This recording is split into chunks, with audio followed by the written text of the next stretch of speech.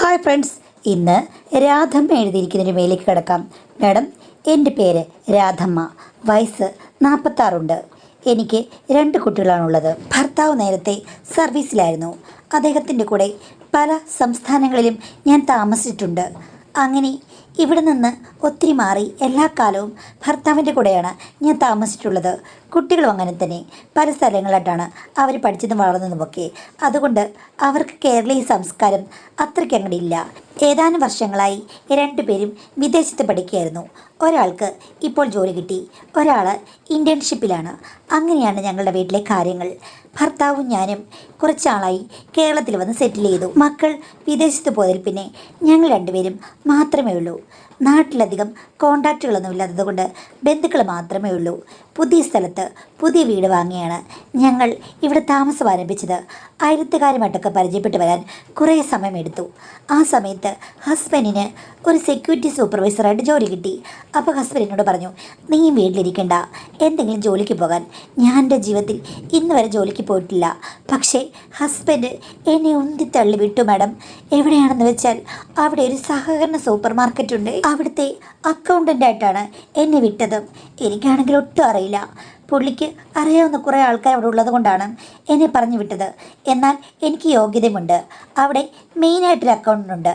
അവരുടെ അസിസ്റ്റൻ്റായിട്ട് നിന്നാൽ മതി. അതും ഒരു സ്ത്രീ തന്നെയാണ്. പക്ഷേ അവളെന്നേക്കാളൊക്കെ ഒത്തിരി ചെറുപ്പമാണ്. 32 വയസ്സേ ഉള്ളൂ. പക്ഷേ ഞാൻ പേടിച്ചതുപോലെ ഒന്നും ആയിരുന്നില്ല. ചേച്ചി ഇതുവരെ ജോലിയൊന്നും ചെയ്തിട്ടില്ല അല്ലേ? കുഴപ്പമൊന്നുമില്ല കേട്ടോ, ഞാൻ പഠിപ്പിച്ചു തരാം. എല്ലാം ഒന്ന് പഠിച്ചു കഴിഞ്ഞാൽ പിന്നെ എല്ലാ ദിവസവും നമ്മൾ 2 പേരും ഇവിടെ വരേണ്ട കാര്യമില്ല. ഒരു ദിവസം ചേച്ചി വരണം, ഒരു ദിവസം ഞാനും, അങ്ങനെ മതി എന്ന് പറഞ്ഞു. അങ്ങനെയൊക്കെ അഡ്ജസ്റ്റ് ചെയ്യാവുന്ന ഒരു സിറ്റുവേഷൻ ആയതുകൊണ്ട് എനിക്കിഷ്ടപ്പെട്ടു. പതുക്കെ പതുക്കെ കാര്യങ്ങളൊക്കെ ഞാൻ പഠിച്ചെടുത്തു. ചില ദിവസങ്ങളിലൊക്കെ ലോഡ് വരും. അപ്പോൾ ആ സമയത്ത് നമ്മൾ അവിടുത്തെ ഗോഡൗണിലൊക്കെ പോയിന്ന് ഒന്ന് ചെക്ക് ചെയ്യണം. അവിടെ ഗോഡൗണിൽ 4 ആണുങ്ങളാണുള്ളത്. അതിൽ 2 പേർ കൊച്ചു പിള്ളേരാണ്, 2 പേർ മുതിർന്നവരും. ഒരാൾക്ക് എൻ്റെ അത്രയും പ്രായമുള്ളൊരു മനുഷ്യനാണ്. എൻ്റെ ഭർത്താവിനേക്കാൾ സുന്ദരനാണ്. അതുമാത്രമല്ല, ഭർത്താവ് സർവീസിലൊക്കെ ആണെങ്കിലും അങ്ങേനേക്കാൾ നല്ല ദേഹവടിവുള്ളത് ഇങ്ങേർക്കാണ്. എന്നോട് വലിയ ബഹുമാനവും കാര്യവും സ്നേഹവും ഒക്കെയാണ്. ചില ദിവസങ്ങളിൽ ഞങ്ങൾ മാത്രമേ കാണുള്ളൂ ഗോഡൗണിൻ്റെ സൈഡിൽ. ഒരു ദിവസം എന്നോട് ചോദിച്ചു, മാഡത്തിന് എത്ര വയസ്സുണ്ട്? 35 ആണോന്ന്. ഞാൻ പറഞ്ഞു, എനിക്ക് 35 എനിക്ക് 40-46 വയസ്സുണ്ടെന്ന്. പക്ഷേ കണ്ടാൽ പറയില്ല കേട്ടോ, ചർമ്മം കണ്ടാൽ പ്രായം തോന്നുകയില്ലെന്ന് പറഞ്ഞ് എന്നെ കളയാക്കി. ഞാൻ പറഞ്ഞു, നിങ്ങൾക്ക് എത്ര വയസ്സുണ്ടെന്ന് ചോദിച്ചപ്പോൾ അയാൾ എൻ്റെ സെയിം പ്രായമാണ് പറഞ്ഞത്. നമുക്ക് 2 പേർക്കും ഒരേ വയസ്സാണെന്ന്. അയാളത് കേട്ട് അന്തം വിട്ടു. ഒരിക്കലുമല്ല, ഞാൻ അത് വിശ്വസിക്കില്ല. കുട്ടികളൊക്കെ ഏത് ക്ലാസ്സിലാണ് പഠിക്കുന്നതെന്ന്. ഞാൻ പറഞ്ഞു, ക്ലാസ്സിലൊന്നുമില്ല പഠിക്കുന്നത്, അവർ വിദേശത്താണെന്ന്. വിദേശത്തോ? എനിക്ക് ഒരിക്കലും ഇത് വിശ്വസിക്കാൻ പറ്റില്ലെന്ന് പറഞ്ഞ് അയാൾ അത്ഭുതം കൂറി. എന്തോ ആ സമയത്ത് എനിക്ക് അയാളോട് വല്ലാത്തൊരു അടുപ്പം തോന്നി. എന്നെ പ്രശംസിക്കാൻ ആരെങ്കിലും ഉണ്ടല്ലോ. ഭർത്താവിനെ കൂടെ ആയിരിക്കുമ്പോൾ ഞാൻ ക്വാർട്ടേഴ്സുകളിൽ അടങ്ങി ഒതുങ്ങിയിരുന്ന് അങ്ങേർക്ക് അപ്പം ചുട്ടുകൊടുത്തു. എനിക്ക് ഒരു റിലാക്സേഷനും ഇല്ലായിരുന്നു. ഇപ്പോൾ ഒരാൾ വന്നിട്ട് ഞാൻ 35 വയസ്സുകാരിയാണെന്ന് പറയുന്നു. ഒറ്റയടിക്ക് എൻ്റെ 10 വയസ്സങ്ങ് കുറഞ്ഞു. കൊള്ളാം, ആണുങ്ങൾ എന്നെ അപ്രീഷിയേറ്റ് ചെയ്യുമെന്ന് എനിക്ക് അപ്പോഴാണ് മനസ്സിലായത്. ഇങ്ങനെ ആയിക്കഴിഞ്ഞപ്പോഴേക്കും ഇടയ്ക്കയാൾ തട്ടാനും മുട്ടാനും തോണ്ടാനും തുടങ്ങി. എനിക്കെന്തോ ആദ്യമൊന്നും ഇഷ്ടമല്ലായിരുന്നു. അടങ്ങി ഒതുങ്ങി നിൽക്കണമെന്ന് ഞാൻ അയാളോട് പറഞ്ഞതാണ്. പക്ഷേ അയാൾ പറഞ്ഞു, എനിക്ക് നിങ്ങളെ ഒത്തിരി ഇഷ്ടമാണ്, ഒന്ന് ചുംബിച്ചോട്ടെ, ഒന്ന് കെട്ടിപ്പിടിച്ചോട്ടെ എന്നൊക്കെ പറയും. ഞാൻ പറയും, ഇതിൽ CCTV ഉണ്ടെന്ന്. അപ്പോൾ പുള്ളി പറയും, അതൊന്നൊരു പ്രശ്നമില്ല, അരിച്ചാക്കൊക്കെ വെച്ചിരിക്കുന്ന സൈഡിലേക്ക് മാറി നിന്നാൽ മതി എന്ന് പറഞ്ഞു. ഞാൻ അയാളെ ഒത്തിരി വഴക്ക് പറഞ്ഞു. പക്ഷേ അയാൾ എൻ്റെ പുറകെ നടന്നു. മാഡം, എപ്പോഴോ എൻ്റെ മനസ്സ് മാറിപ്പോയി. അരിച്ചാക്കുകൾ നിറഞ്ഞിരിക്കുന്ന ആ സൈഡിലേക്ക് ഞാൻ പോയി. അയാൾ എന്നെ ഒരു പുഷ്പം പോലെയാണ് ഹാൻഡിൽ ചെയ്തത്. എൻ്റെ ഭർത്താവ് ഇത്തിരി റഫാണ്. അയാൾ എന്നെ അടിമുടി വർണ്ണിച്ചു. ദേവശില്പങ്ങൾ പോലും ഞെട്ടിപ്പോകുന്ന ഈ അഴക് ഞാൻ സ്വന്തമാക്കട്ടെ എന്നൊക്കെ പറഞ്ഞ് അയാൾ തൊട്ടുകഴിഞ്ഞപ്പോൾ എനിക്കൊന്നും പറയാൻ പറ്റിയില്ല. അവിടേക്ക് ആ സമയത്ത് ആരും വരില്ലെന്ന് എനിക്കറിയാമായിരുന്നു. അതുകൊണ്ട് തന്നെ ടെൻഷനും വളരെ കുറവായിരുന്നു. തിരശ്ശീല ഉയർത്തി രംഗനാടകം തുടങ്ങുന്നത് പോലെ അയാൾ എന്നിലേക്ക് ആവേശിച്ചു കഴിഞ്ഞപ്പോൾ എനിക്ക് പിന്നെ ഒന്നും ചെയ്യാനില്ലായിരുന്നു. അരിച്ചാക്കുകൾക്കിടയിൽ ഞങ്ങൾ ഞങ്ങളുടെ സ്വർഗത്താവളം കണ്ടെത്തുകയായിരുന്നു. എനിക്ക് കിട്ടാവുന്നതിലും വെച്ച് ഏറ്റവും വലിയ സന്തോഷമാണ് അയാൾ പകർന്നു നൽകിയത്. ഇങ്ങനെയൊരു അനുഭവം ഉണ്ടാകാൻ എനിക്ക് 46 വയസ്സിലാണല്ലോ ഭാഗ്യമുണ്ടായതെന്ന് ഞാൻ ഓർത്തു. അയാൾ വിവാഹിതനാണെന്നും കുട്ടികളുണ്ടെന്നും ഒക്കെ എനിക്കറിയാം. പക്ഷേ അതൊന്നും എനിക്ക് പ്രശ്നമല്ല.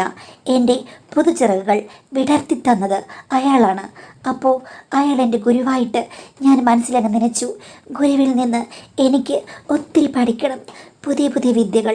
അരിച്ചാക്ക് മാത്രം പോരാ, വേറെ പല ചാക്കുകളും ആ ഗോഡൗണിൽ നിറഞ്ഞു തുളുമ്പേണ്ട സമയമായെന്ന് എനിക്ക് മനസ്സിലായി. പിന്നീട് പല സമയത്തും ഞങ്ങൾ ആ മറവിൽ ഒന്നിച്ചു. പക്ഷേ എനിക്ക് പോരാ പോരാ എന്ന തോന്നലാണ് ഉണ്ടായത്. അപ്പോൾ ഞാൻ ഒരു ദിവസം പുള്ളിക്കാരനോട് പറഞ്ഞു, ഇതൊന്നും എനിക്ക് പോരാന്ന്. അപ്പോൾ പുള്ളി പറഞ്ഞു, ഞാൻ എന്ത് ചെയ്യണം, റിസ്ക് എടുത്ത് വീട്ടിൽ വരണമെന്ന് ചോദിച്ചു. ഞാൻ പറഞ്ഞു, റിസ്ക് എടുക്കണം. ഇനി തൊട്ട് 1.5 ദിവസമാണ് ഞാൻ വരുന്നത്. അപ്പോൾ പകൽ ഞാൻ വീട്ടിൽ കാണും. ഭർത്താവ് വരാൻ എന്തായാലും 6 മണിയെങ്കിലും ആകും. ഉച്ച കഴിഞ്ഞ് വരാമോ എന്ന് ഞാൻ ചോദിച്ചു. പുള്ളി പറഞ്ഞു, വേറെ പ്രശ്നമൊന്നുമില്ലോ എന്ന്. ഞാൻ പറഞ്ഞു, ഒരു പ്രശ്നവുമില്ല. ഇനി ഇതോ പ്രശ്നമാണെങ്കിലും നിങ്ങൾ ഗോഡൗണിലെ സ്റ്റാഫല്ലേ, എന്തിനെങ്കിലും വന്നതാണെന്ന് പറഞ്ഞ് നമുക്ക് ശരിയാക്കാമെന്ന് പറഞ്ഞു. ആ ധൈര്യത്തിലാണ് പിന്നീട് പലപ്പോഴും അയാൾ വന്നത്. അധികം ആൾക്കാർ ശ്രദ്ധിക്കാത്തത് കൊണ്ട് കാര്യങ്ങൾ നന്നായി നടന്നുപോയി. ഭർത്താവും ഞാനും കൂടി ആക്റ്റീവായിട്ടുള്ള ബന്ധങ്ങളുണ്ട്.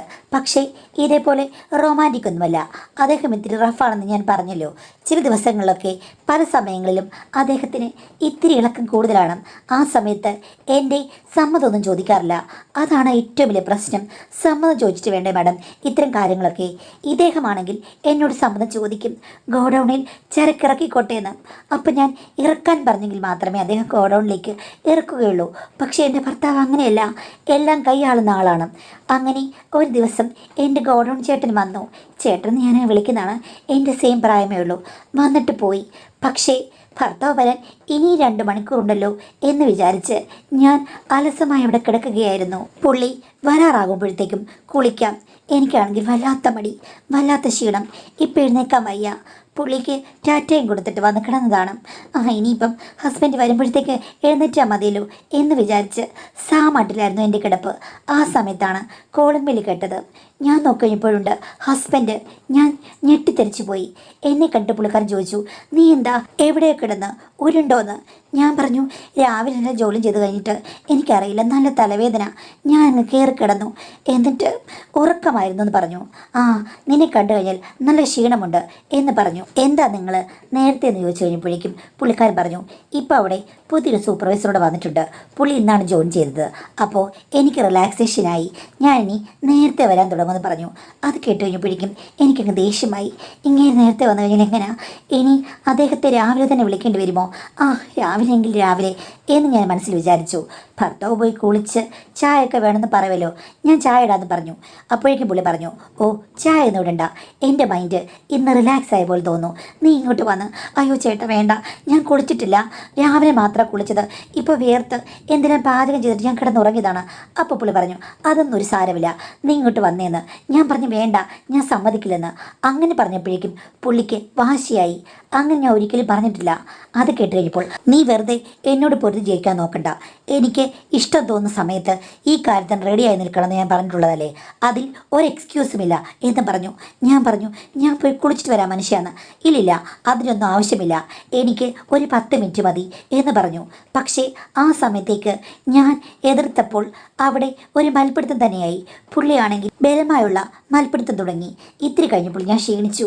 ഇനിയിപ്പോൾ എന്ത് ചെയ്യാനാണ്, എന്തെങ്കിലും ആകട്ടെ എന്ന് വിചാരിച്ചായിരുന്നു എൻ്റെ മനസ്സ്. പക്ഷേ അദ്ദേഹത്തിന് ചില പ്രത്യേക സ്വഭാവങ്ങളുണ്ട്. വലിയ രീതിയിലുള്ള സ്നേഹപ്രകടനങ്ങളൊന്നും ഇഷ്ടമല്ല. പക്ഷേ കുറേ നേരമുള്ള ഒരു കളം വരെയുണ്ട്. അത് കഴിയുമ്പോൾ എന്തെങ്കിലും സിഗ്നൽ കിട്ടിക്കഴിഞ്ഞാൽ ഉടനെ തന്നെ അദ്ദേഹത്തിൻ്റെ കാര്യങ്ങളിലേക്ക് കടക്കും. അങ്ങനെയായിരുന്നു ഇത്തവണയും, അങ്ങനെ തന്നെയായിരുന്നു മാഡം. പക്ഷേ കെട്ടി നിന്നിരുന്ന പൊട്ടി വന്നതുപോലെയുള്ള അനുഭവം എനിക്കും തോന്നി. അദ്ദേഹത്തിനും അത് വ്യക്തമായി മനസ്സിലായി. പുള്ളി ചോദിച്ചു, ഇതെന്താ നീ വയ്യാന്ന് പറഞ്ഞിട്ടും പെട്ടെന്ന് തയ്യാറായത് എന്നുള്ള രീതിയിൽ പുള്ളി എന്നോട് ചോദിച്ചു. പക്ഷേ മാഡം ഇത്തിരി കഴിഞ്ഞപ്പോഴേക്കും അവിടെ കാര്യങ്ങൾ കുളമാകാൻ തുടങ്ങി. കാര്യം അദ്ദേഹത്തിന് എന്തോ ഡൗട്ട് തോന്നി. അവിടെ ഒരു മണവും പരന്നു. ആ സമയത്ത് പുള്ളിക്ക് മനസ്സിലായി അത് ആൺഗന്ധം തന്നെയാണെന്ന്. ഇത്തിരി കഴിഞ്ഞപ്പോഴേക്കും അദ്ദേഹം ശക്തിയായി എന്നെ പരിശോധിക്കുന്ന രീതിയിലാണ് പെരുമാറിയത്. മാഡം എവിടെയെങ്കിലും എന്തെങ്കിലും തങ്ങി നിൽക്കുമെന്നോ അത് പ്രവഹിക്കുമെന്നോ ഒന്നും ഞാൻ സ്വപ്നത്തിൽ പോലും വിചാരിച്ചതല്ല. പക്ഷേ ഇവിടെ ഇതെല്ലാം ഒരേപോലെ കഴിഞ്ഞു. അദ്ദേഹത്തിന് കാര്യം മനസ്സിലാകുകയും ചെയ്തു. പെട്ടെന്ന് പുള്ളി ചാടി എണീറ്റിട്ട് എന്നെ മർദ്ദിക്കാൻ തുടങ്ങി. സത്യം പറഞ്ഞു, ഇവിടെ എന്താ നടന്നത്, ഇതെന്താണ്, തെളിവ് സഹിതമാണ്, എനിക്ക് മനസ്സിലായെന്ന് പറഞ്ഞ് പുള്ളി എന്നോട് ചോദിക്കാൻ തുടങ്ങി. അവസാനം എല്ലാം കുളമാകുമെന്ന് അറിഞ്ഞു കഴിഞ്ഞപ്പോഴേക്കും ഞാൻ പുള്ളിയുടെ കാൽക്കൽ വീണിട്ട് പൊട്ടിക്കരഞ്ഞു. എനിക്കിങ്ങനെ ഒരു അബദ്ധം പറ്റി. ആരാണെന്ന് ചോദിച്ചിട്ട് ഞാൻ പറഞ്ഞില്ല. ഒരാളാണ്, എനിക്കത് പറയാൻ പറ്റില്ല.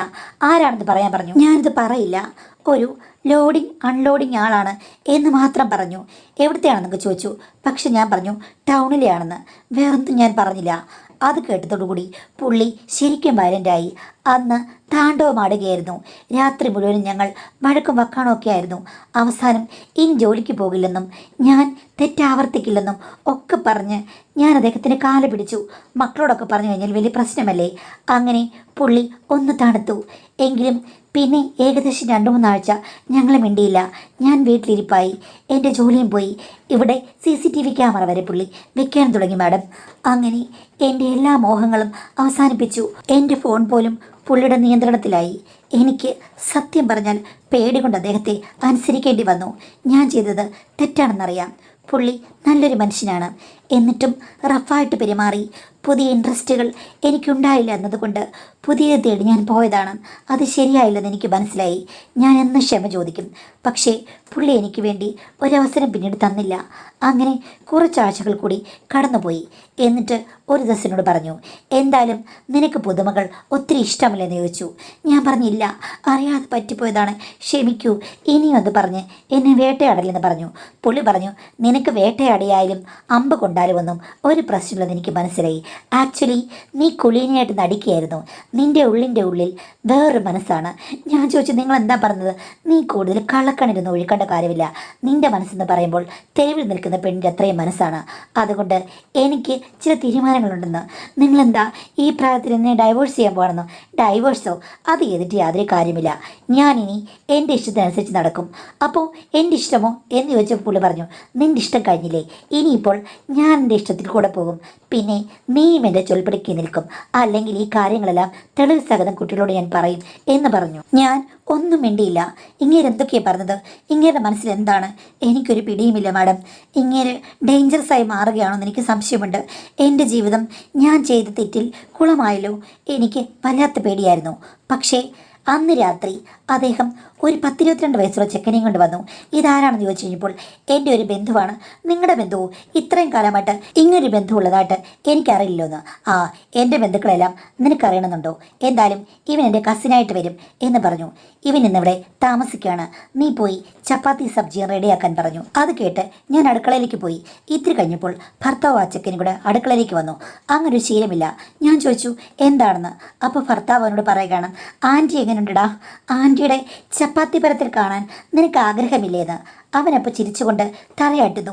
ഇയാൾക്കിത് എന്തിൻ്റെ കേടാണ്? എന്തിനാണ് ഇങ്ങനെ പെരുമാറുന്നത്? ഇതൊരു സിനിമയും മറ്റോ ആണോ ഇങ്ങനെ വ്യത്യസ്തമായിട്ട് അഭിനയിക്കാൻ എന്ന് ഞാൻ ഓർത്തു. എന്തെങ്കിലും ആകട്ടെ എന്ന് വിചാരിച്ച് ഞാൻ ചപ്പാത്തി പരത്താൻ തുടങ്ങി. അപ്പോൾ എൻ്റെ ഭർത്താവ് പുറകെന്ന് പറയുകയാണ്, ഇതെന്താടി ഇന്ത്യയുടെ ഭൂപടം പോലെ നീ ചപ്പാത്തി പരത്തുന്നത്? നീ നന്നായി വട്ടത്തി പരത്തടിയെന്ന്. ഞാൻ പറഞ്ഞു, നിങ്ങളെന്നെ പഠിപ്പിക്കണ്ട. ഇത്രയും കാലമായിട്ട്, ഇത്രയും വർഷമായിട്ട് ചപ്പാത്തിയിൽ നിങ്ങൾ ഏറ്റവും കൂടുതൽ എനിക്കറിയാം എങ്ങനെയാണ് പരത്തേണ്ടതെന്ന്. അപ്പോൾ എൻ്റെ ഭർത്താവ് പറയുകയാണ്, അങ്ങനല്ല മോളെ, കുറച്ചുകൂടെ വട്ടത്തിൽ പരത്തിയെങ്കിലേ നിന്റെ പരത്തൽ പോലെ ആകുമെന്ന് എനിക്ക് മനസ്സിലായി. ചെക്കൻ്റെ മുന്നിൽ വെച്ച് എന്നെ അപമാനിക്കാനുള്ള പുറപ്പാടാണെന്ന്. ഞാനൊന്നും മിണ്ടിയില്ല. എൻ്റെ കയ്യിലെ തെറ്റ് എന്തെങ്കിലും പറഞ്ഞോട്ടെന്ന് വെച്ചിട്ട് ഞാൻ ചപ്പാത്തി പരത്താൻ തുടങ്ങി. അപ്പോൾ അവനോട് എൻ്റെ ഭർത്താവ് ചോദിക്കുകയാണ്, ആൻറ്റിയെ കണ്ടാൽ എത്ര വയസ്സ് പറയും മോനേന്ന്. അപ്പോൾ അവൻ പറഞ്ഞു, ആ ഒരു 10-35 വയസ്സ് പറയുമെന്ന്. ഓ, 46-കാരി 35 വയസ്സേ ഉള്ളെന്ന് നിനക്ക് തോന്നിയ മോനെ? അപ്പോൾ നിനക്ക് ഭാഗ്യമുണ്ടെന്ന് പറഞ്ഞു. അവനും എൻ്റെ ഭർത്താവും കൂടെ ചിരിക്കുന്നു. എന്തിനാണ് ഇവർ ചിരിക്കുന്നത്? കളിയാക്കിയാണ് ചിരിക്കുന്നത്. എനിക്കൊരു പിടിയും കിട്ടുന്നില്ല. നിങ്ങളെന്തിനാ ഇത് വന്ന് നോക്കി നിൽക്കുന്നേ? 2 പേരും അവിടെ പോയിരുന്നു. ഞാൻ റെഡിയാക്കിക്കൊണ്ട് വരാമെന്ന് പറഞ്ഞു. അപ്പോൾ ഭർത്താവ് പറയുകയാണ്, ആൻറ്റി അങ്ങനെയൊക്കെ പറയും മോനെ. മോൻ ഇതൊന്നും കേട്ട് ഒട്ടും പേടിക്കേണ്ട കാര്യമില്ല. നീ ഒന്ന് നോക്കൂ, പിന്നീട് കണ്ടാൽ മണിവീണ കമ്പി പോലെ ഇല്ലേന്ന്. അപ്പോൾ അവൻ പറഞ്ഞു, ഇത് മണിവീണയല്ല, മദ്ദളമാണെന്നും. ഇങ്ങനെ അവരോരോന്ന് പറയാൻ തുടങ്ങി മാഡം. കേട്ടാൽ അറയ്ക്കുന്ന കാര്യങ്ങളിലേക്ക് പിന്നീട് ചെന്നു. ഞാൻ ചോദിച്ചു എന്ത് തോന്നിയാസ പറഞ്ഞെന്ന്. അപ്പം എൻ്റെ ഭർത്താവ് പറഞ്ഞു, നീ മിണ്ടരുത്, ചപ്പാത്തി നീ പരത്തുക, ഞങ്ങളോട് നിന്ന് പലതും പറയും, നീ അത് കേൾക്കേണ്ട കാര്യമില്ല. നീയും ഒരു ചുമട്ടുകാരനും തമ്മിൽ കാണിച്ചതിനേക്കാൾ ഒട്ടും മോശമല്ലാത്ത കാര്യങ്ങളാണ് ഇവിടെ നടക്കുന്നത്. വിയർപ്പ് നാറുന്ന ഒരു ചുമട്ടുകാരൻ വന്നതിൽ അവൾക്ക് കുഴപ്പമില്ല. ഞാനും നല്ലൊരു പയ്യനും കൂടെ ഇവിടെ നിന്ന് നിന്റെ ചപ്പാത്തി പരത്തിൽ കാണുമ്പോഴാണോ നിനക്ക് പ്രശ്നമെന്ന് ചോദിച്ചു. അത് കഴിഞ്ഞ് ഞാൻ തിരിച്ചു പറഞ്ഞു കഴിഞ്ഞപ്പോഴേക്കും ഭർത്താവ് എന്നെ പുറത്തു പറയാൻ പറ്റാത്ത ചില ഭാഷകൾ കൊണ്ട് അധിക്ഷേപിക്കാൻ തുടങ്ങി. തിരിച്ച് ഞാനും ഏതാണ്ടൊക്കെ പറഞ്ഞു. അപ്പോൾ ഭർത്താവ് പറഞ്ഞു, നീ എത്ര കിടന്ന് തുള്ളിയാലും വേലി ചാടിയാലും മതില് പൊളിച്ചാലും എനിക്ക് പ്രത്യേകിച്ച് കുഴപ്പമൊന്നുമില്ല. എനിക്ക് മനസ്സിലായി നീ അടങ്ങി ഒതുങ്ങി വീട്ടിൽ നിൽക്കുന്നവളല്ലെന്ന്. അപ്പോൾ എന്തായാലും പുറത്തു പോയി പേരുദോഷം ഉണ്ടാക്കുന്നതിനേക്കാൾ നല്ലതാണ് സ്വന്തം ഭർത്താവ് തന്നെ നിനക്ക് അവസരങ്ങൾ ഉണ്ടാക്കി തരുന്നത് എന്ന് പറഞ്ഞപ്പോൾ ഞാൻ ചോദിച്ചു, നിങ്ങൾ എന്തൊക്കെയാണ് പറഞ്ഞതെന്ന്. അപ്പോൾ ഭർത്താവ് എന്നോട് പറഞ്ഞു, എന്തായാലും നീ തെരുവിൽ നിൽക്കുന്ന പെണ്ണുങ്ങൾക്ക് സമാനമാണ്. അങ്ങനെയാണെങ്കിൽ വീട്ടിലിരിക്കടി. ഇവിടെ എൻ്റെ ഫ്രണ്ട്സും എനിക്കറിയാവുന്ന പല ആളുകളുമുണ്ട്. ദേ ചെറുപ്പക്കാരനൊരു പയ്യനാണ് ആദ്യമായിട്ട് നിനക്കുള്ള അതിഥിയായിട്ട് ഞാൻ കൊണ്ടുവരുന്നത്. വെറുതെയല്ല. എന്തായാലും നിന്നെ ഇത്രയും കാലം പല സ്ഥലത്തും ഞാൻ കൊണ്ടുപോയി തീറ്റിപ്പോറ്റിയതാണ്. അതുകൊണ്ട് എനിക്കിനി പ്രതിഫലം വേണം. എന്നോട് കാണിച്ച ചീറ്റിങ് അതിന് മറുപടിയായിട്ട് പിരിഞ്ഞാലോ എന്ന് ഞാൻ ആലോചിച്ചു. വേണ്ട, അത് ശരിയാകില്ല. ഇതാകുമ്പോൾ നിന്റെ ആഗ്രഹങ്ങൾ നടക്കും, എനിക്ക് ക്യാഷും കിട്ടുമെന്ന് പറഞ്ഞു. ഞാൻ പറഞ്ഞു, വേണ്ട, എനിക്ക് പറ്റി തെറ്റാണെന്ന്. ഭർത്താവ് പറഞ്ഞു, ഇനി അതൊന്നും പറഞ്ഞിട്ട് യാതൊരു കാര്യമില്ല. സർവാത്മന നീ വേലി പൊളിച്ച് ചാടി എവിടെയും പോകാൻ റെഡിയായി നിൽക്കുന്നവളാണ്. 46-ൽ നിനക്ക് 35 വയസ്സ് തോന്നിക്കുന്നു. അപ്പോൾ 55 വയസ്സാകുമ്പോഴോ 56 വയസ്സാകുമ്പോഴോ നിനക്ക് 45 തോന്നും. അതുകൊണ്ട് നിനക്ക് ഇനിയും 10-15 വർഷത്തിൻ്റെ നല്ല രീതിയിലുള്ള ഒരു ഫലമെടുപ്പ് വിളവെടുപ്പ് അവശേഷിക്കുന്നുണ്ട്. മോനെ, എടാ, നീ ഒന്നും നോക്കേണ്ട കാര്യമില്ല. ഇപ്പോൾ നിനക്ക് ആൻറ്റിയുടെ ഹിസ്റ്ററി മനസ്സിലായല്ലോ. നീ ഇനി ഹിസ്റ്ററി മിനുക്കിയെടുക്കൂ എന്നവനോട് പറഞ്ഞു. കൊച്ചിയർക്കൻ്റെ ഭാവം കണ്ടു കഴിഞ്ഞപ്പോൾ ആദ്യം ഓർത്തത് ഭാവമാണെന്നാണ്. പക്ഷേ അവൻ മറ്റെന്തിനോ അടിമയാണെന്ന് എനിക്ക് മനസ്സിലായി. കാര്യം അവനിൽ ഇത്തരം കാര്യങ്ങൾക്ക് ഒരു വല്ലാത്ത ശക്തി ഒളിഞ്ഞിരിപ്പുണ്ടെന്ന് എനിക്ക് മനസ്സിലായി. എൻ്റെ ഭർത്താവ് പ്രോത്സാഹിപ്പിച്ചു. എന്നോട് ചപ്പാത്തി പരത്തുന്നത് നിർത്തരുതെന്നും പറഞ്ഞു. ഇതിനിടയ്ക്കാണ് മാഡം മണിവീണ കുടങ്ങളെല്ലാം ഉടഞ്ഞു പോയതും പിൻവീണ കമ്പികൾ പൊട്ടിപ്പോയതും ഭ്രാന്ത് പിടിച്ച പോലെയുള്ള ഒരു പയ്യൻ അടുക്കളയിൽ മാസ്മരിക ചലനങ്ങളുണ്ടാക്കി. ഭർത്താവ് എന്നോട് കാണിക്കുന്ന പ്രതികാരമാണെന്ന് ഓർത്തതുകൊണ്ട് എനിക്ക് ആദ്യമൊക്കെ വല്ലാത്ത പ്രശ്നമായിരുന്നു. പക്ഷേ ഏതോ ഒരു ഘട്ടത്തിൽ ഞാനത് മറന്നുപോയി മാഡം. ചെറുക്കൻ ആദ്യത്തെ ഉദ്ഘാടനം കഴിഞ്ഞപ്പോഴേക്കും പിന്നെ അങ്ങ് പോയി. അത് കഴിഞ്ഞ ശേഷം ഞാൻ സാവധാനം എല്ലാം ഉണ്ടാക്കി അവർക്ക് അത്താഴം വിളമ്പി. അത് കഴിഞ്ഞ ശേഷം ചെക്കന് എന്നെ പിന്നെ ഒന്ന് കാണുമെന്ന് പറഞ്ഞു. അപ്പോൾ പ്രോപ്പറായി ഞാൻ അവനെ മണിയറയിലേക്ക് ആനയിക്കേണ്ടി വന്നു. അങ്ങനെ അവൻ രാവിലെയാണ് പോയത്. ആ സമയത്ത് അവൻ എൻ്റെ കയ്യിൽ കുറച്ച് പണം തന്നു. ഭർത്താവിൻ്റെ കയ്യിലും കൊടുക്കുന്നത് കണ്ടു. ഭർത്താവ് അത് നന്ദിയോടുകൂടി വാങ്ങിച്ചു. എന്നിട്ട് അവൻ പോയി കഴിഞ്ഞപ്പോൾ എന്നോട് പറഞ്ഞു, ഇനിയിപ്പോൾ എൻ്റെ കാര്യം നിനക്ക് മനസ്സിലായല്ലോ. ഇങ്ങനെ പല ആളുകളും വരും. അപ്പോൾ നീ മനസ്സോടുകൂടി മുന്നിട്ടിറങ്ങിയാൽ മതി. എനിക്കെന്തായാലും നിന്നോട് യാതൊരു താല്പര്യമില്ല. അത് പോയി. പക്ഷേ എന്നാലും ഇത്രയും നാൾ എത്രയോ പണം നിന്നെപ്പോൾ ഒരുത്തിക്ക് വേണ്ടി ചിലവാക്കി. അതിൽ 100-ലെന്നെങ്കിലും എനിക്ക് കിട്ടണമെന്ന് പറഞ്ഞു. ഞാൻ ഭർത്താവിനോട് വേണ്ട, ക്ഷമിക്കൂ, ഇങ്ങനെയൊന്നും വേണ്ടെന്ന് പറഞ്ഞു. പക്ഷെ ഭർത്താവ് പറഞ്ഞു, എന്തായാലും നിനക്ക് വേലി ചാടാനുള്ള മോഹമുള്ളത് കൊണ്ട് ഇത് നിർത്താൻ ഉദ്ദേശിക്കുന്നില്ല. മര്യാദയ്ക്ക് അനുസരിക്കാമെങ്കിൽ ഇവിടെ കഴിയേ, അല്ലെങ്കിൽ മക്കളോട് പറഞ്ഞിട്ട് വിവാഹമോചനം എന്ന് പറഞ്ഞു. അത് കേട്ട് കഴിഞ്ഞപ്പോൾ ഞാൻ അനുസരിച്ചോളാം എന്ന് പറഞ്ഞു.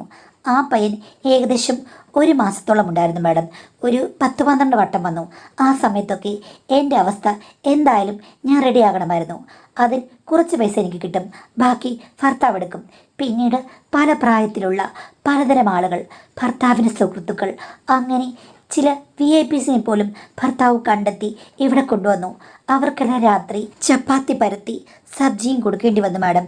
സത്യം പറഞ്ഞാൽ ആദ്യമൊക്കെ എനിക്കിതൊരു പ്രതികാര നടപടിയായിട്ട് തോന്നിയെങ്കിലും പിന്നീട് എനിക്കും അത് ഒത്തിരി ഇഷ്ടമായി. ഭർത്താവ് എന്നോട് ഇടയ്ക്ക് പറയും, പ്രതികാരമാണെങ്കിലും ഇത് നിൻ്റെ ഇഷ്ടവഴിയാണെന്ന് എനിക്കറിയാം. എനിക്കിപ്പോൾ എൻ്റെ പ്രതികാരത്തിന് പകരമായിട്ട് പണം മാത്രം കിട്ടിയാൽ മതി എന്നാണ് അദ്ദേഹത്തിൻ്റെ വാദം. എന്താണെന്നറിയില്ലേ മാഡം, ഇങ്ങനെയൊരു ജീവിതശൈലിയാണ് ഞങ്ങളിപ്പോൾ പിന്തുടരുന്നത്. ഞാനും ഭർത്താവും തമ്മിൽ സ്നേഹപ്രകടനങ്ങൾ ഒന്നുമില്ല.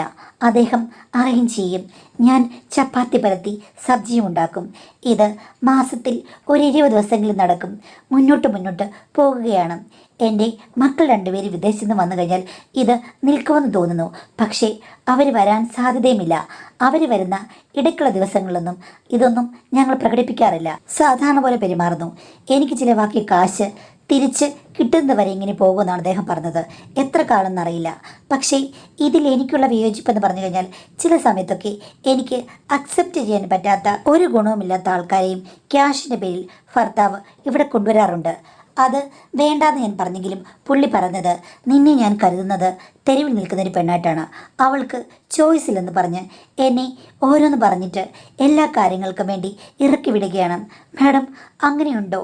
എനിക്ക് നല്ലൊരു സ്വഭാവമില്ലെന്നറിയാം. ശരി, ഞാനിങ്ങനെ ഒരാളാണ്. എങ്കിലും തെരുവിൽ നിൽക്കുന്ന ആൾക്കാർക്കും ചോയ്സ് ഇല്ലേ മാഡം? മാഡം ഉണ്ടെന്ന് പലപ്പോഴും വീഡിയോയിൽ പറഞ്ഞതുകൊണ്ടാണ് ഞാൻ എൻ്റെ അവസ്ഥ മാഡത്തോട് ചോദിക്കുന്നത്. അദ്ദേഹത്തെ പറഞ്ഞ് മനസ്സിലാക്കി എൻ്റെ ചോയ്സിൽ കൂടി മുന്നോട്ട് പോയായിരുന്നെങ്കിൽ എനിക്ക് ജീവിതം സന്തോഷകരമായേനെ. പക്ഷേ പ്രതികാരമായതുകൊണ്ട് അതിൽ ഒത്തിരി പ്രശ്നങ്ങളുണ്ട്. അതെന്നെ ഇടയ്ക്കിടയ്ക്ക് വല്ലാതെ തളർത്തുന്നു മാഡം. ഞാൻ എങ്ങനെയാണ് എൻ്റെ ഭർത്താവിനെ ഹാൻഡിൽ ചെയ്ത് നല്ല വഴിക്ക് കൊണ്ടുവരേണ്ടത് എന്നാണ് ചോദ്യം. ചുരുക്കം പറഞ്ഞാൽ കണ്ട മാമാങ്കങ്ങളൊന്നും നടത്തുന്നതിന് യാതൊരു പ്രശ്നവുമില്ല, അതിൽ കുറ്റബോധം ഒന്നുമില്ല. ഇപ്പം ഭർത്താവ് ഒരു പ്രതികാര നടപടിക്ക് തുടങ്ങിയത് നിങ്ങൾക്ക് സത്യം പറഞ്ഞാൽ ഉർവശി ശാപം ഉപകാരം പോലെയാണ്. അങ്ങേർക്കും എന്തോ വിചിത്രമായ ഒരു പ്രതികാര ദാഹമാണ് മനസ്സിലുള്ളത്. ഓക്കെ, അതൊക്കെ ശരിയാണ്. പക്ഷേ ഭർത്താവ് പറയുന്നതിൽ പോയിന്റ് ഉണ്ടോ എന്നാണ്. ശരിക്കും തെരുവിൽ നിൽക്കുന്ന ആൾക്കാർക്ക് ചോയ്സ് ഉണ്ടെന്ന് ചോദിച്ചു കഴിഞ്ഞാൽ ചോയ്സ് ഉള്ളവരുമുണ്ട്, ചോയ്സ് ഇല്ലാത്തവരുമുണ്ട്. പൈസ എന്ന് കേൾക്കുമ്പോൾ തീർച്ചയായിട്ടും അതിൻ്റെ പുറകെ മാത്രം കോൺസെൻട്രേറ്റ് ചെയ്യുന്ന ആൾക്കാരുണ്ട്. ആരെ വേണേലും റിസീവ് ചെയ്യാം പണത്തിന് വേണ്ടി എന്ന് മെൻറ്റാലിറ്റി ഉള്ളവരും ഉണ്ടാകാം എന്നാണ് എനിക്ക് തോന്നുന്നത്. കറക്റ്റ് അറിയില്ല, കളിച്ചു കഴിഞ്ഞാൽ ഞാൻ തെരുവിൽ പോയി നിന്നിട്ടില്ല, അതുകൊണ്ട് എനിക്കറിയില്ല. എങ്കിലും ചോയ്സ് ഇല്ല എന്ന് പറഞ്ഞ ആൾക്കാരെ ഞാൻ കേട്ടിട്ടുണ്ട്. അതുകൊണ്ടാണ് എനിക്ക് ചോയ്സ് ഒന്നുമില്ല, പണം കിട്ടിയാൽ മതി എന്ന് പറയുന്ന രീതിയിൽ പലപ്പോഴും പല ഫീഡ്ബാക്കുകളും പല സ്ഥലത്തു നിന്നും നമ്മൾ പറഞ്ഞ കഥകളിലും മറ്റ് സംസാരങ്ങളൊക്കെ കേട്ടിട്ടുണ്ട്. അതുകൊണ്ട് അങ്ങനെയുള്ളവർ ഇല്ല എന്ന് ഉറപ്പിച്ച് പറയാൻ പറ്റില്ല. ചോയ്സ് ഉള്ളവരുമുണ്ട്. അവർക്ക് ഇഷ്ടപ്പെട്ട ആൾക്കാരോട് മാത്രം പോയി ഈ പറഞ്ഞതുപോലെ സമ്പാദിക്കുന്നവരുണ്ട്, അല്ലാത്തവരുമുണ്ട്. പക്ഷേ ഈ പറഞ്ഞതുപോലെ ഭർത്താവ് പറഞ്ഞ പോയിന്റിൽ ഇത്തരം കാര്യങ്ങൾക്ക് പൈസയ്ക്ക് വേണ്ടിയിട്ട് ചോയ്സ് നോക്കിയിട്ട് കാര്യമില്ല എന്ന് പറഞ്ഞത് അയാളുടെ ന്യായമാണ്. നിങ്ങൾക്ക് ചോയ്സ് ഉണ്ടെങ്കിൽ അയാളോട് കുറച്ചുകൂടിയൊക്കെ നിങ്ങൾ സമാധാനമായിട്ട് സംസാരിച്ച് എന്തെങ്കിലും ഒരു സമവായത്തിലെത്തുക.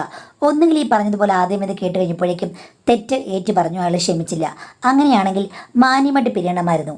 ഇപ്പോൾ നിങ്ങൾ അയാളെ ഡിപ്പെൻഡ് ചെയ്ത് മാത്രമാണ് ജീവിക്കുന്നത്, അതുകൊണ്ടാണ് നിങ്ങൾക്ക് പിരിയാൻ പേടി. ഇപ്പം മക്കളോട് പറഞ്ഞെന്ന് പറഞ്ഞാലും ഓക്കെ, തെറ്റിദ്ധാരണയുണ്ടായി പിരിഞ്ഞു എന്ന് വെച്ച് കഴിഞ്ഞാൽ ഈ ലോകത്തിൽ ഒന്നും സംഭവിക്കില്ല.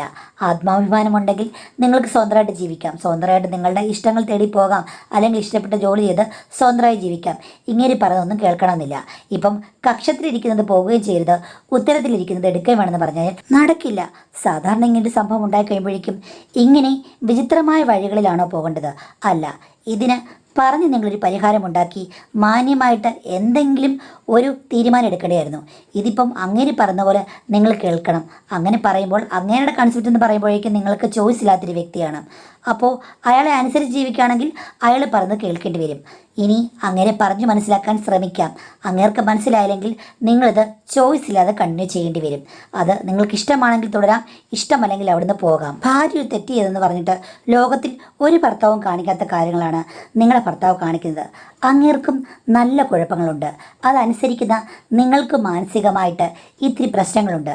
സത്യം പറഞ്ഞു കഴിഞ്ഞാൽ നിങ്ങൾക്കൊക്കെ നല്ലൊരു ഗൈഡൻസ് ആവശ്യമാണ്. പോകേണ്ടത് ഒരു ക്ലിനിക്കൽ സൈക്കോളജിൻ്റെ അടുത്തേക്കാണ്. അത് നിങ്ങളൊന്നും പോകുമെന്ന് എനിക്കറിയില്ല. അങ്ങനൊരു ബോധം വരെ ഉണ്ടെങ്കിൽ പോയിട്ട് നിങ്ങൾക്ക് പിന്നെയും തെറ്റുകളൊക്കെ തിരുത്തി നല്ല രീതിയിൽ ജീവിക്കാവുന്നതാണ്. അല്ലെങ്കിൽ നിങ്ങൾക്ക് കംഫർട്ടബിൾ ആയിട്ടുള്ള കാര്യങ്ങൾ ചെയ്യുക.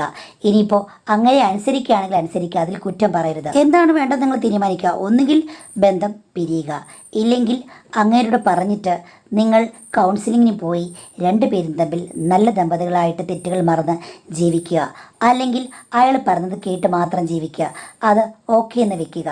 അല്ലെന്നുണ്ടെങ്കിൽ ഈ പറഞ്ഞതുപോലെ പുള്ളിയോട് പറഞ്ഞ് മനസ്സിലാക്കി നിങ്ങൾ രണ്ടുപേരും കൂടി നിങ്ങളുടെ ഇഷ്ടങ്ങളിൽ മാത്രം പ്രതികാരം മറന്ന് ജീവിക്കുക. ഇതൊക്കെ അഡ്ജസ്റ്റ് ചെയ്യാവുന്നതാണ്. പക്ഷേ എങ്കിലും പോകുന്ന വഴിയോ നിങ്ങൾ ചെയ്യുന്ന പ്രവൃത്തിയോ ഒട്ടും ന്യായീകരിക്കാൻ പറ്റില്ല. ഇത്തരം വളഞ്ഞ വഴികളിലേക്ക് ആരും പോകരുതെന്നാണ് എനിക്ക് പറയാനുള്ളത്. പക്ഷേ ഇതിൽ ഏതെങ്കിലും ഒരു തീരുമാനം നിങ്ങൾ എടുക്കണം, അല്ലെങ്കിൽ മറ്റൊരാൾ ഇതിലൊന്നും ചെയ്യാൻ പറ്റാത്ത അവസ്ഥയിലേക്കാകും എന്നതുകൊണ്ട് എനിക്ക് ഇത്രയൊക്കെ മാത്രമേ പറയാൻ പറ്റുകയുള്ളൂ. അല്ലാതിപ്പോൾ ഞാൻ എന്ത് ചെയ്യാനാണ്?